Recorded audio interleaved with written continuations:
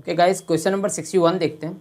A cell is connected to a register. एक cell connect किया गया है, ठीक है, रजिस्टर से। और इसमें क्या कहा जा रहा है कि एक रजिस्टर से हमने एक सेल कनेक्ट किया है और इसमें पूछा जा रहा है कि सेल का ईएमएफ क्या होगा।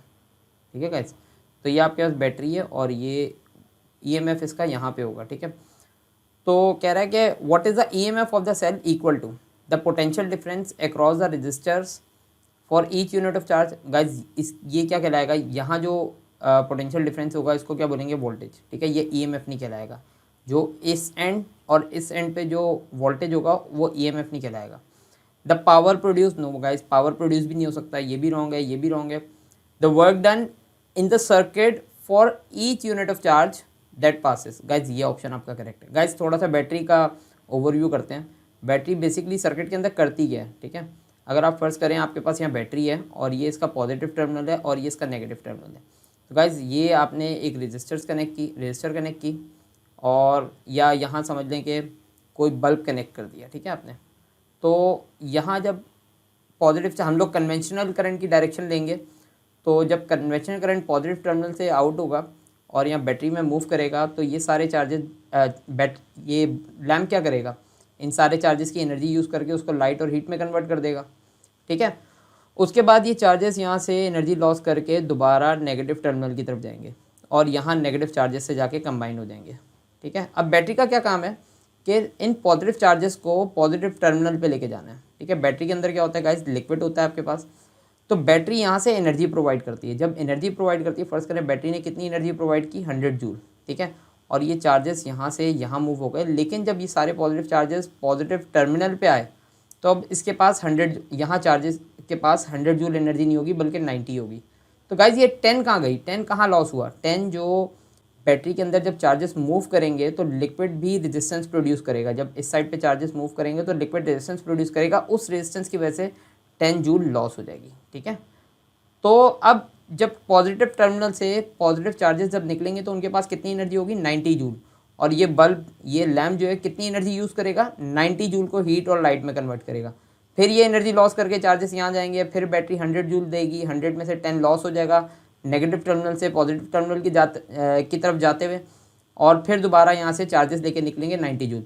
तो गाइज ये जो पोटेंशियल डिफरेंस है जो किसी भी कंपोनेंट के अक्रॉस होगा दैट इज़ कॉल्ड, यहाँ जो आपका ईएमएफ, यहाँ जो आपका वोल्टेज होगा उसको हम क्या कहते हैं, या यहाँ कंपोनेंट के अक्रॉस जो पर यूनिट चार्ज पे वर्क डन होगा that is called potential difference. ठीक है, और जो बैटरी कर रही है काम चार्जेस के ऊपर ताकि पूरे सर्किट में चार्जेस मूव कर सके, वो बैटरी का काम क्या कहलाएगा, ईएमएफ। ठीक है, तो ये ईएमएफ की डेफिनेशन है। अब देखें थर्ड ऑप्शन को आप ज़रा कंपेयर करें।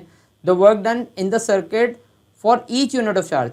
एक कूलम चार्ज पे जो वर्क डन होगा, एक कूलम चार्ज पे जो वर्क डन होगा that is called EMF, so that these charges can move in the circuit. ठीक है, तो ये आपके पास क्या कहलाएगा, ईएमएफ कहलाएगा। गाइस क्वेश्चन नंबर 62 की तरफ चलते हैं। 62 में क्या है कि the diagram shows two registers connected in series with the cell. Okay, अच्छा which statement defines the potential difference between X and Y. ठीक है, ये दो पॉइंट है आपके पास, एक्स और वाई के बिटवीन पोटेंशियल डिफरेंस कितना होगा, या पोटेंशियल डिफरेंस की डेफिनेशन क्या है, वो क्या है वो बतानी है आपको। ठीक है, अच्छा गाइस देखें, चार्जेस यहाँ से चलेंगे। अभी मैंने ऊपर बताया कि इस कंपोनेंट के अक्रॉस जो वर्क डन होगा पर यूनिट चार्ज पे that is called potential difference between X and Y. ठीक है, तो कंपोनेंट एक्स और वाई के बिटवीन जो चार्जेस पे वर्क डन होगा, 1 कूलम चार्ज पे जो वर्क डन होगा that is called potential difference. तो गाइस देखें, पावर तो नहीं होगी, ये तो ऑप्शन गलत, पावर ये भी नहीं होगी। Work done in driving a unit charge through a cell, no guys ये भी नहीं। The work done in driving a unit charge between X and Y through the cell का मतलब ये है कि ये ईएमएफ की डेफिनेशन आ गई।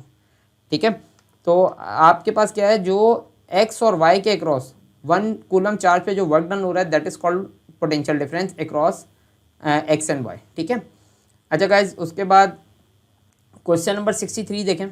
विच register combination have the same resistance between X and Y.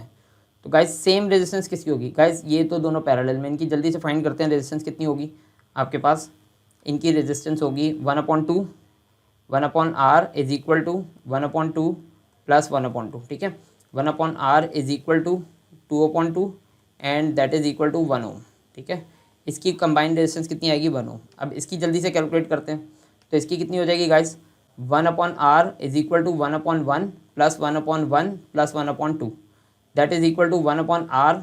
If you take LCM you will get 2 plus 2 plus 1 which is equal to 5/2 and R would be equal to 2/5। तो guys ये देखें ये दोनों equal तो नहीं आई, ठीक है, यहाँ 1 आ रहा है और यहाँ 2/5 आ रहा है, ठीक है। इन दोनों की कैलकुलेट करते हैं, ये दोनों पैरेलल हैं पहले, तो पैरेलल में कितना आ जाएगा 1/R is equal to 1/1 plus 1/1 और ये आपके पास कितना आ जाएगा 0.5। और जब ये दोनों इन दोनों को हटा के आप सीरीज़ में एक रेजिस्टेंस कनेक्ट करेंगे 0.5 की, तो गाइज इन दोनों को ऐड करेंगे तो कितना आएगा 2.5, ठीक है। तो इसका मतलब ये भी इक्वल नहीं आ रहा। अब इसको देखते हैं गाइज, ये 1 और 1 किस में लगे हुए सीरीज़ में, तो ये इन दोनों का कॉम्बिनेशन क्या हो जाएगा 2 ओम। इन दोनों का कंबाइंड रेजिस्टेंस, इन दोनों की कंबाइंड रेजिस्टेंस कितनी हो जाएगी 2 ओम। तो 2 और 2 आपस में क्या आ जाएंगी पैरेलल। तो जब ये भी 2 और 2 थी पैरेलल, तो इनकी रेजिस्टेंस कितनी आ रही थी 1। तो इन दोनों की पैरेलल जब आप कंबाइंड रेजिस्टेंस फाइंड करेंगे तो ये भी किसके इक्वल आएगी 1 के। तो आपके पास कौन सा ऑप्शन करेक्ट है PNS।